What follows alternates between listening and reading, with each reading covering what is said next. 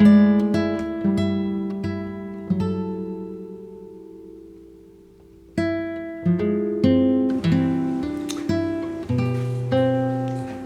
welcome back to Sodbuster Living, and thank you for stopping by and clicking this video, especially when I go through my feed and I think about all the videos that I'm not getting to see. Just so much to do, so little time. So just wanted to reach out and say thank you for clicking this video. So as often the case, my best thoughts tend to come when I am doing my chores, my everyday chores. So the laundry, clean the bathroom, whatever it is. And so you're once again going to hear the washer and dryer in the back room or in the background, because that's exactly what I was doing when I was trying to formulate thoughts and words for this video. So I could apologize for that, but it means that I have content for you. So hopefully it's worth it. Let's get started with today's video.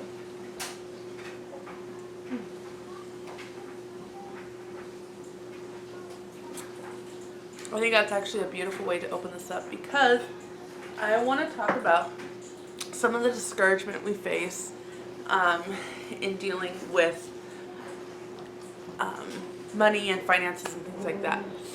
So there it goes. Well, as generally the case in life, you know, we associate rewards with how well we're doing. Okay, so a child does well in one area, we reward him with words, with praise, maybe extra privileges and whatnot. We do well in the workforce, we get a higher raise and whatnot. And so it can get discouraging when you work so hard to manage your money and you don't really see a reward for that. It can be very discouraging. And that's going to be what leads us into the short little story I'm going to have for you today. The story goes to, well, it's not like it's not a fiction, it's nonfiction kind of thing. So I frequently help people kind of go over their budget, get it from an outsider's in scope, and it's a beautiful way to look at things. I have other friends that maybe, well, they see the videos and they see all the details that I share, and then they can give me an outside scope in. And I just think it's just when you get so into the details, you can kind of lose the big picture. And so I frequently do this for others, especially when they learn that we manage our home on such a small budget. It seems to be kind of the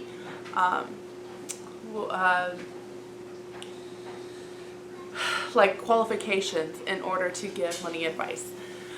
And recently I got a text from somebody that said, hey, I got $100 and some odd raise each week.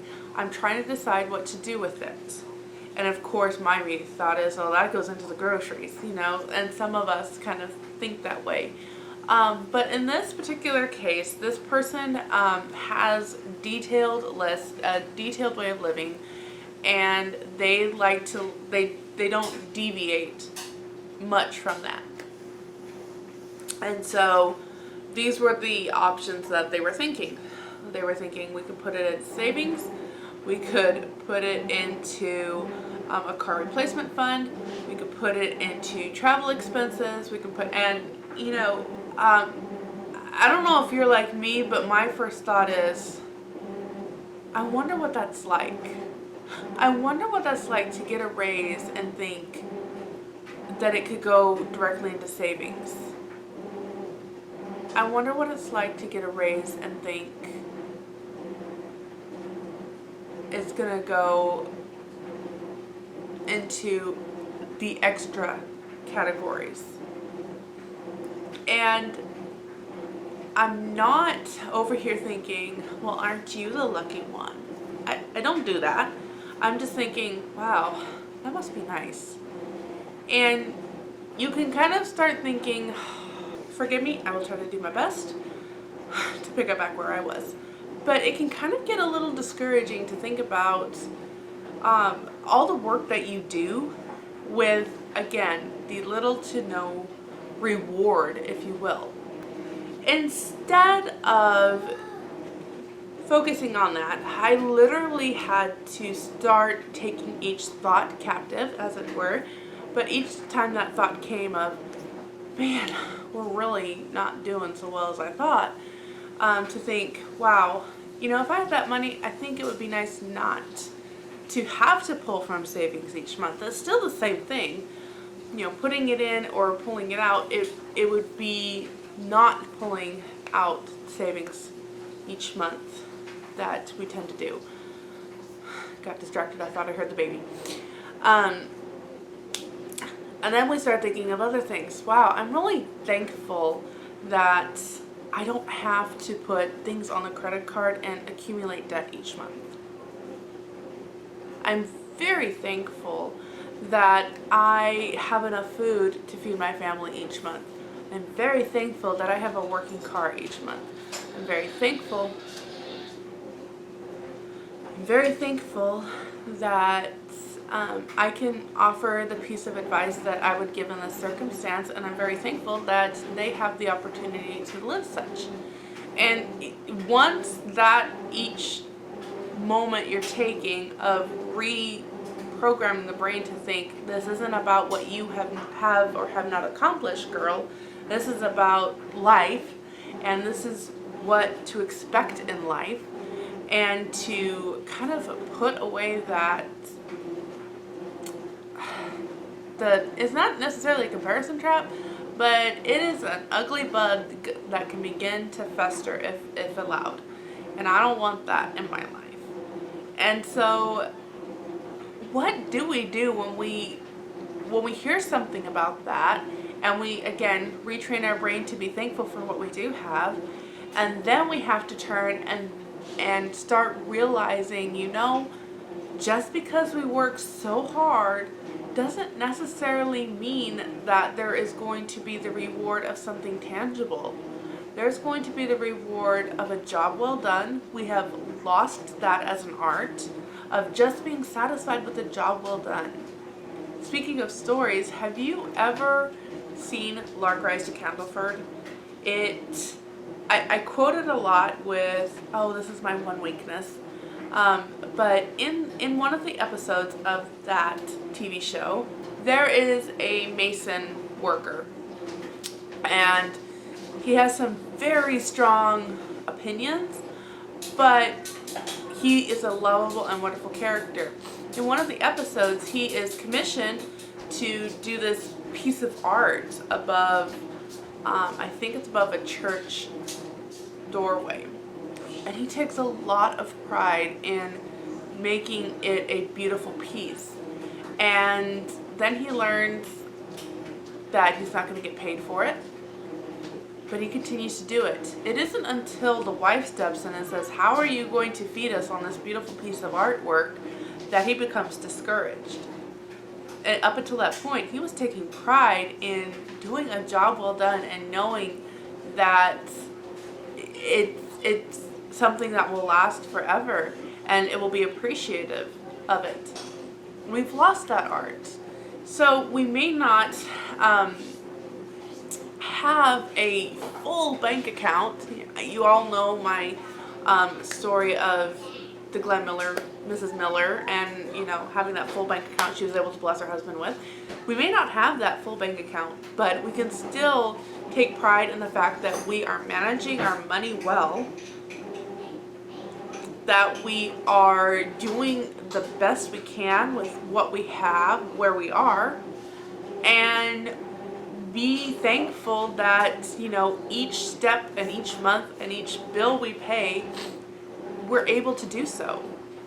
Maybe some of you still are in debt and trying to work that out. I know that there are a few of you that watch that have said as such. And thank goodness that you're working to pay it off. And, chip by chip, step by step, penny by penny, it's getting paid off. And that reward is there for you. The reward of I'm doing it. I'm doing the best I can, and I can take pride in that excellent job. That's one way of looking at it. The other way of looking at it is a more Christian point of view, and maybe you're not a Christian, so this may not apply. But as Christians, we're told more to do these things as more to the Lord. And He desires, a heart of service, a heart that is doing them for the right reasons, not to have anybody praise you or look at you, but to please your Heavenly Father. And so, in those discouraging moments of, I have nothing to show for this, yeah, I do. I have somebody that actually knows a lot more about the picture than I realize, and we're doing it for Him because we're being obedient to Him. We may not see the end results, we may even have to declare bankruptcy, but if we're doing our very best as unto the Lord, then He knows, and you can rest in that. You can know that you can take your sacrifices, what you can offer to Him. There's another aspect of this, and that is teaching by example to the younger generation, or anybody that is that needs to learn about these skills, because they are becoming a lost art. They are becoming a lost art of saying, no, I can't afford that this week, so we're just going to, or I can't afford that right now. It may be a few years, but okay, we're gonna go buy some rice and beans, whatever it is. If there's not the cash for it now, what's the guarantee that there's going to be the cash for it later? So why then would you put it on the credit card? But we have that mindset. We have that mindset of, well, the money will come at some point and we'll just do that. You don't know that. That is a very dangerous way to live. It could cause so much havoc. Sometimes we're in a position where we can't. Like, I'm at the emergency room. I'm at the hospital. There are debts to pay. I have no way of paying it, but they're going to want something. So we'll put it on the credit card. Actually, I don't even know if that's what you do, or you just have hospital medical debt. I'm not sure. I think most places take payment plans, but whatever. I mean, but in a situation like that, like, you don't have the $100,000 up front to go to the hospital for this emergency. So you're going to have to say, I will begin to pay you, and then pay off as quickly as possible. So these are some of the things that I know I get discouraged about. And I think it's time to kind of remember the good mindset of, just like I said, just because you don't have something of value to hold up and show for your hard work, that doesn't mean that what you have done is not valuable.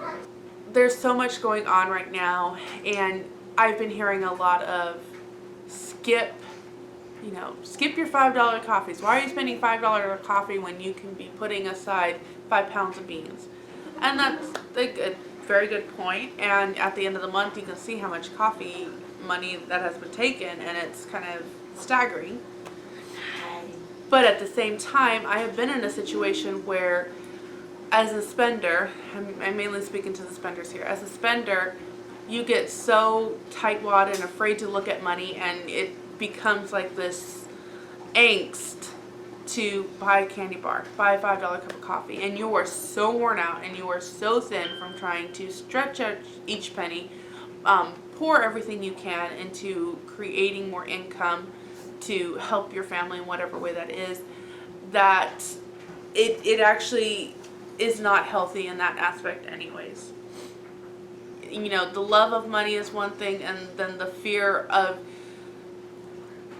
making a mistake or a bad decision is also not a healthy thing.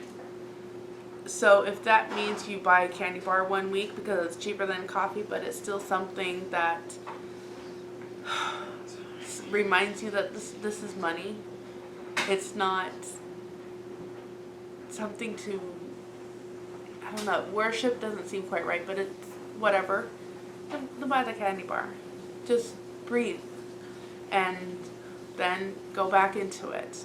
For me, that would be the $5 cup of coffee. Because if somebody else will make me coffee for $5 and make it well, then that's worth it to me. Alright, thank you so much for watching today's video. And there is a complete playlist you can check out. You can subscribe over here and you'll see when I post another video. Thank you again for watching today's video, and I'll see you next time.